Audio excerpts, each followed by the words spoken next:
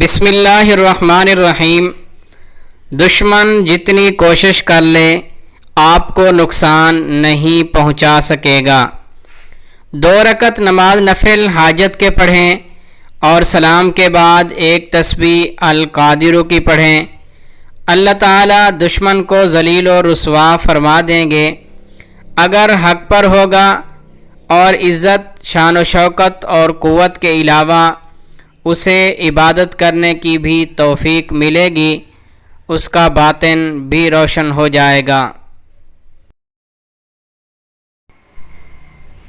اگر میں ایسا کر لیتا تو ایسا ہو جاتا۔ عن ابی ہریرہ قال قال رسول اللہ صلی اللہ علیہ وسلم وَإِنْ أَصَابَكَ شَيْءٌ فَلَا تَقُلْ لَوْ أَنِّي فَعَلْتُ كَانَ كَذَا وَكَذَا وَلَكِنْ قُلْ قَدَرُ اللَّهِ وَمَا شَاءَ فَعَلَ فَإِنَّ لَوْ تَفْتَحُ عَمَلَ الشَّيْطَانِ۔ ابی ہریرہ رضی اللہ تعالی عنہ سے روایت ہے کہ رسول اللہ صلی اللہ علیہ وآلہ وسلم نے ارشاد فرمایا، اگر تمہیں کوئی نقصان پہنچ جائے تو یہ نہ کہو اگر میں ایسا کر لیتا تو ایسا ہو جاتا، البتہ یہ کہو کہ اللہ تعالیٰ کی تقدیر یوں ہی تھی اور انہوں نے جو چاہا کیا، کیونکہ اگر کا لفظ شیطان کے کام کا دروازہ کھول دیتا ہے۔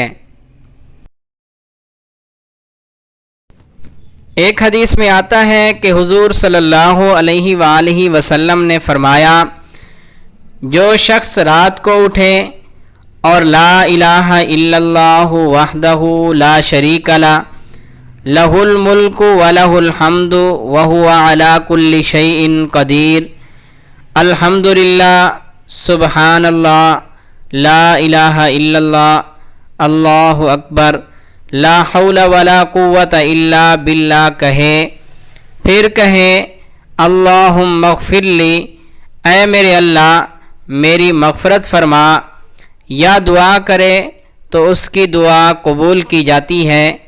اگر اس نے وضو کیا تو اس کی نماز مقبول ہو جاتی ہے۔ اگر آپ نے ہمارے چینل کو ابھی تک سبسکرائب نہیں کیا تو آپ ہمارے چینل کو سبسکرائب کر دیں۔